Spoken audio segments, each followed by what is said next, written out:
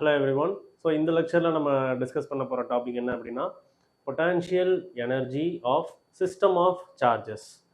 ஒரே ஒரு சார்ஜ் அப்படிங்கிற மாதிரி இல்லாமல் ஒரு 3 சார்ஜஸ் இல்லை மோர் தென் 2 சார்ஜஸ் இருந்தால் நம்மளுக்கு அந்த சிஸ்டமோட பொட்டான்ஷியல் எனர்ஜி என்ன அப்படிங்கிறத தான் நம்ம இந்த வீடியோவில் டிஸ்கஸ் பண்ண போகிறோம். சரி, ஓகே.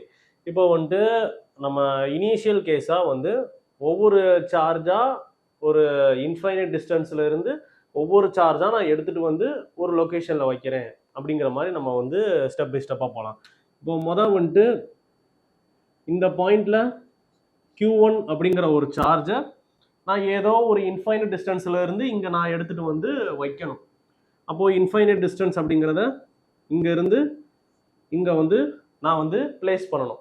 அப்போது அதுக்கு நான் ஒரு ஒர்க்கை பண்ணணும். அந்த ஒர்க்கனை கால்குலேட் பண்ணீங்க அப்படின்னா அந்த ஒர்டன் தான் இந்த சார்ஜில் போயிட்டு ஒரு பொட்டான்ஷியல் எனர்ஜியாக நம்மளுக்கு ஸ்டோர் ஆகும் அப்படிங்கிற கான்செப்ட் தான் இது. சரியா? அப்போ நம்ம சுருக்கமாக என்ன சொல்ல போகிறோம், என்ன கண்டுபிடிக்க போகிறோம்னா ஒர்டன் கால்குலேட் பண்ண போகிறோம். அப்போ ஒர்டன் கால்குலேட் பண்ணுறதுக்கு இந்த சார்ஜுக்கு நீங்கள் ஒர்டன் கால்குலேட் பண்ணணும் அப்படின்னா நீங்கள் கால்குலேஷன் எதுவுமே இல்லாமல் சொல்லிடலாம். Work done will be 0 in bringing the charge Q1 from infinity to that particular point. ஏதோ ஒரு பாயிண்ட்ல இருந்து Q1 அப்படிங்கிற ஒரு சார்ஜை நீங்க இந்த பாயிண்ட்ல வைக்கிறதுக்கு நீங்க எந்த விதமான ஒர்க்குமே நீங்க செய்ய தேவை கிடையாது அப்படிங்கிற மாதிரி. ஏன் அப்படின்னா இதை சுத்தி நம்மளுக்கு சார்ஜ் கான்ஃபிகரேஷன்ஸ் இருக்குதா அப்படின்னு கேட்டா கிடையாது. அட்ராக்ட் பண்றதுக்கோ இல்ல ரிப்பல் பண்றதுக்கோ எந்த விதமான சார்ஜஸுமே இதுக்கு பக்கத்துல கிடையாது. ஸோ நம்மளுக்கு ஈஸியா நம்மளுக்கு இந்த சார்ஜை கொண்டு பிளேஸ் பண்ணிடலாம். அப்போ work done in bringing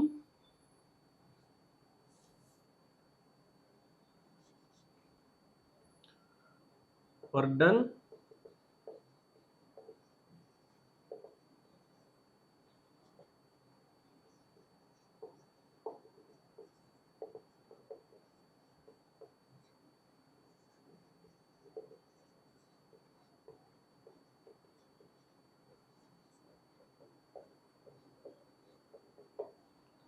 so இதை நான் W1 அப்படின்னு எடுத்துக்கிறேன். ஸோ இது நம்மளுக்கு 0வா இருக்கு அப்படிங்கிற மாதிரி. சரி, ரைட்டு. இப்போ இன்ஃபினிட்டி டிஸ்டன்ஸில் இருந்து நீங்கள் இந்த சார்ஜை கொண்டு வச்சிட்டீங்க. ஓகே, இப்போது நீங்கள் இந்த இடத்துல நீங்கள் Q2 அப்படிங்கிற ஒரு சார்ஜை மறுபடியும் ஏதோ ஒரு இன்ஃபைனைட் டிஸ்டன்ஸில் இருந்து Q2 சார்ஜை இந்த பாயிண்டில் நீங்கள் வைக்கணும். அப்போது இதுக்கு நம்ம ப்ரீவியஸ் கேஸ் மாதிரி ஒர்க்டனை சிம்பிளி நம்ம 0 அப்படின்னு சொல்லி நம்ம சொல்ல முடியாது. ஏன் அப்படின்னா நம்மளுக்கு இந்த இடத்துல நம்மளுக்கு சார்ஜை வைக்கிறதுக்கு முன்னாடி ஏற்கனவே இந்த பர்டிகுலர் லொக்கேஷனில் நம்மளுக்கு ஒரு சார்ஜ் இருக்கு. ஸோ இது ரெண்டுமே நம்மளுக்கு லைக் சார்ஜஸாக இருந்தாலும் சரி இல்லை அன்லைக் சார்ஜஸாக இருந்தாலும் சரி there will be some kind of force. Like சார்ஜஸாக இருந்துச்சுன்னா ரிப்பல்சிவ் ஃபோர்ஸ் இருக்கும், இல்லை அன்லைக் சார்ஜஸாக இருந்தால் அட்ராக்டிவ் ஃபோர்ஸ் இருக்கும். ரிப்பல்ஷன்னா என்ன? இந்த சார்ஜுக்கு பக்கத்திலேயே இந்த சார்ஜை கொண்டு வர முடியாது, அதுதான் ரிப்பல்ஷன். இல்லை அட்ராக்ஷன்னா என்ன? நீங்கள் இது ஒரு அன்லைக் சார்ஜஸாக இருந்துச்சுன்னா நீங்கள் ஏதோ ஒரு இன்ஃபைனைட் டிஸ்டன்ஸில் எடுத்து கொண்டு இந்த பாயிண்ட்ல வச்சிட்டீங்கன்னு வச்சுக்கோங்களேன். எக்ஸாம்பிளுக்கு இது ஒரு மைனஸ் இது ஒரு ப்ளஸ்ஸாக இருந்துச்சு அப்படின்னா நீங்கள் இங்கே வச்சுட்டீங்க அப்படின்னா அது நம்மளுக்கு ஒரு அட்ராக்ஷனில் இந்த ரெண்டு சார்ஜுமே அட்ராக்ட் ஆகி ஒன்னோட ஒன்று கான்டாக்டில் இருக்கிற மாதிரி ஆயிரும். நம்மளுக்கு அது தேவை கிடையாது. நான் இந்த லொக்கேஷனில் நான் வைக்கணும். அப்போ எப்படி பார்த்தாலும் சரி, ரிப்பல்சிவ் ஃபோர்ஸாக இருந்தாலும் சரி இல்லை அட்ராக்டிவ் ஃபோர்ஸாக இருந்தாலும் சரி நீங்கள் ஒரு ஒர்க்கை நீங்கள் பண்ணணும். நிறைய பேர் ரிப்பல்சிவ் ஃபோர்ஸாக இருந்தால் தான் ஒரு ஒர்க் பண்ணணும், அட்ராக்டிவ் ஃபோர்ஸாக இருந்தால் ஒர்க் பண்ண தேவை கிடையாது அப்படிங்கிற மாதிரி நம்ம நினச்சிடக்கூடாது. ரெண்டு டைப் ஆஃப் ஃபோர்ஸஸ்க்குமே நம்ம கண்டிப்பாக நம்ம ஒர்க் பண்ணணும். இப்போ Q2 இங்கே கொண்டு வைக்கிறதுக்கு ஒர்க்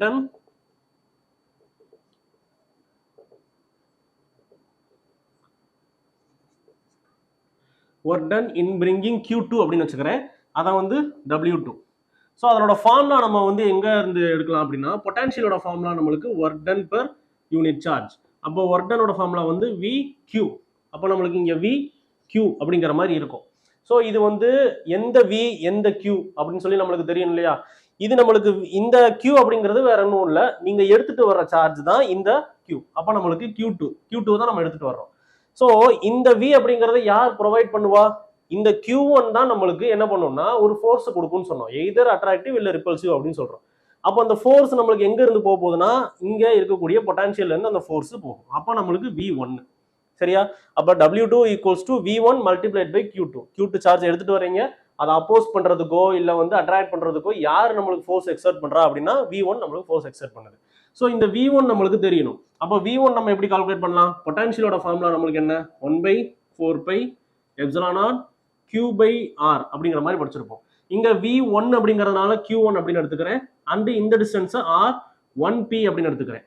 சரியா? R1p. R1pனா நம்மளுக்கு இந்த டிஸ்டன்ஸ், அதுக்கப்புறமா ஸோ இந்த டிஸ்டன்ஸை வந்து நான் வந்துட்டு ரெண்டு சார்ஜுங்களோட இருக்க டிஸ்டன்ஸ் R12 அப்படின்னு சொல்லி நான் எடுத்துக்கிறேன். அதனால இங்க R1p அப்படின்னு வேண்டாம், R12. ஓகே, இது V1. அப்போ நம்ம இந்த சப்ஸ்டியூஷன்ல போய் நம்ம போய் போட்டோம்னா W2 ஓட வேல்யூ நம்மளுக்கு என்ன வரும்னா W2 ஈக்குவல்ஸ் டு V1க்கு பதிலாக 1/4πε0 Q1 டிவைடட் பை R12. இங்கே நம்மளுக்கு ஒரு Q2 இருக்கு, Q2. ஓகே, ஸோ இதுதான் நம்மளுக்கு ஒர்க் டன் 2. Work done 2. இப்போ உங்ககிட்ட இருக்கிறது வந்து ஒரு ரெண்டு சிஸ்டம் ஆஃப் சார்ஜ் மட்டும்தான் அப்படின்னா நம்ம வந்து சிம்பிளி ஃபர்ஸ்ட் ஒர்க் டன் எவ்வளோ, செகண்ட் ஒர்க் டன் எவ்வளோ அப்படின்னு சொல்லி நம்ம வந்து அடிஷன் பண்ணிடலாம். அப்போ நம்மளுக்கு மொதல் சார்ஜ் எடுத்துட்டு வர்றதுக்கு நீங்க என்ன ஒர்க் டன் பண்ணீங்க? அதை W1ன்னு சொல்லியிருக்கிறோம். ரெண்டாவது ஒர்க் டன் W2ன்னு சொல்லியிருக்கிறோம். ஃபர்ஸ்ட் ஒர்க் டன் அப்படிங்கிறது நம்மளுக்கு 0, அதை விட்டுருங்க. W2 என்னது நம்மளுக்கு 1/4πε0 Q1 Q2 by R12.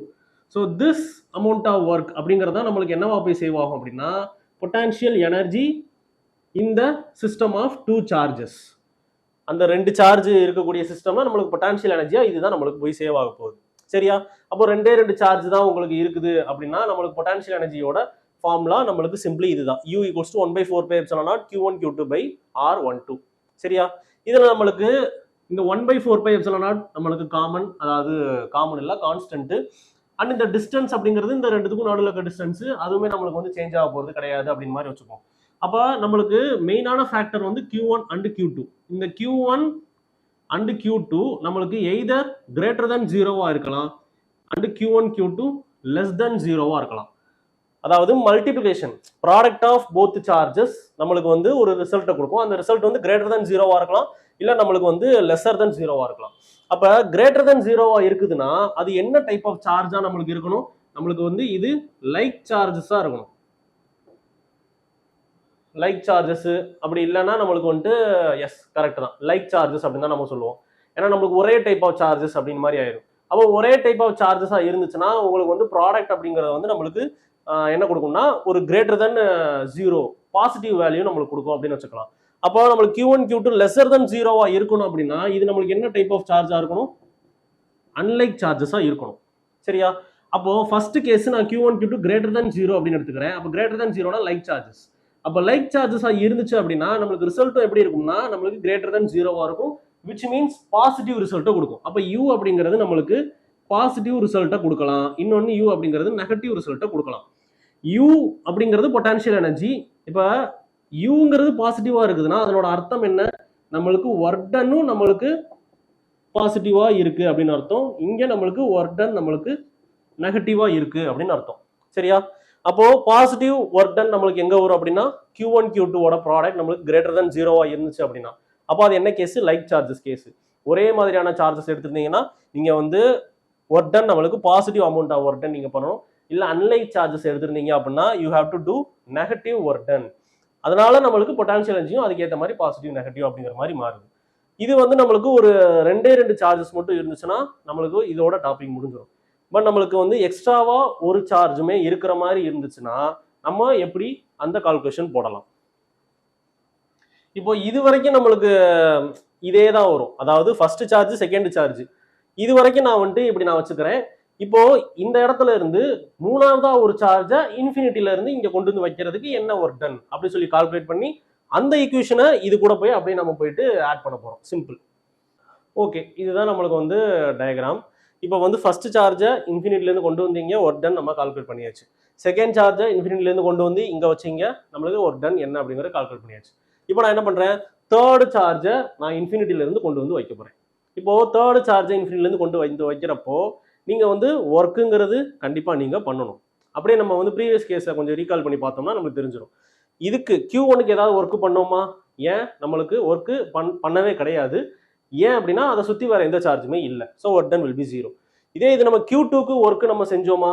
நம்ம செஞ்சோம். ஒரே ஒரு ஒர்க்கு மட்டும் செஞ்சோம். என்ன ஒர்க் அப்படின்னா இந்த Q1ஓட ஃபோர்ஸுக்கு அகெயின்ஸ்டாவோ இல்லை நம்மளுக்கு ஏதோ சம்திங் ஒரு ஒர்க்கு இந்த பொட்டான்ஷியல் நம்மளுக்கு சப்ளை ஆகும்.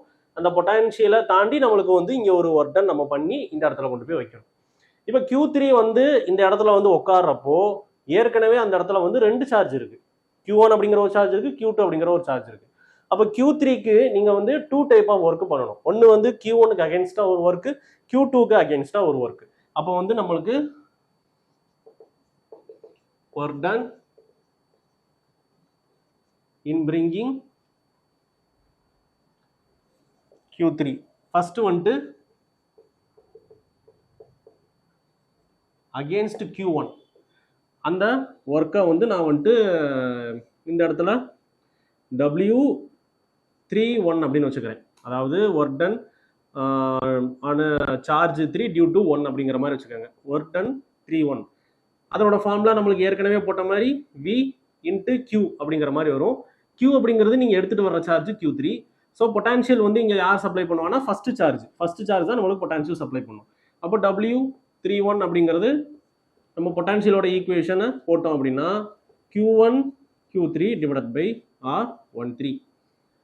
ஓகே, ஸோ V1ஓட ஈக்குவேஷன் வந்து 1/4πε0 Q1 பை R13 அப்படின்னு வரும். Q3யை நம்ம இங்கே அப்படியே சேர்த்துக்கிட்டாச்சு. சரி, ரைட்டு. இப்போ நம்மளுக்கு அகேன்ஸ்ட் Q2 அப்போ W32 அப்படின்னு வச்சா இதே மாதிரி VQன்னு வரும். எடுத்துகிட்டு வர சார்ஜ் 3, நீங்கள் சப்ளை பண்ணுற பொட்டான்ஷியல் வந்து 2, அதாவது செகண்ட் சார்ஜ் தான் நம்மளுக்கு பொட்டான்ஷியல் சப்ளை பண்ணுது. அப்போ V2 Q3.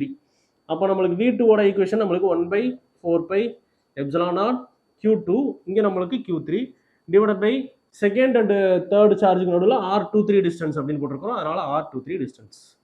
ஸோ இதுதான் நம்மளுக்கு தேர்ட் சார்ஜை கொண்டு வந்து வைக்கிறதுக்கு நீங்கள் பண்ணக்கூடிய டோட்டல் ஒர்க் டன். அப்போ தேர்ட் சார்ஜை கொண்டு வந்து வைக்கிறதுக்கு டோட்டல் ஒர்க் டனை நான் W31 அப்படின்னு சொல்லி போட்டுட்டு W3 தேர்ட் சார்ஜை கொண்டு வந்து வைக்கிறதுக்கு W3 equals to W31 plus W32. அப்போ 31 அப்படிங்கிறது இந்த ரெண்டு ஈக்குவேஷன்லையுமே 1/4πε0 காமனாக இருக்குது.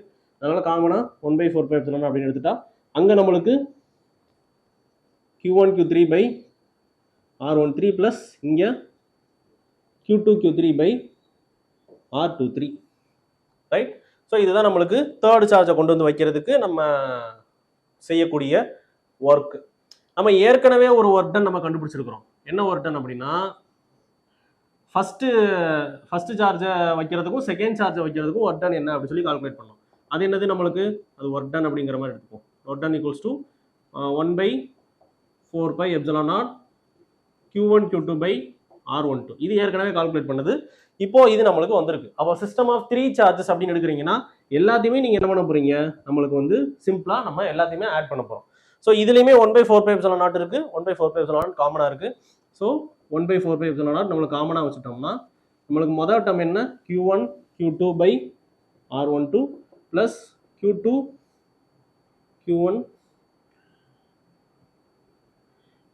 Q1 Q3 by R13 plus Q2 Q3 by R23.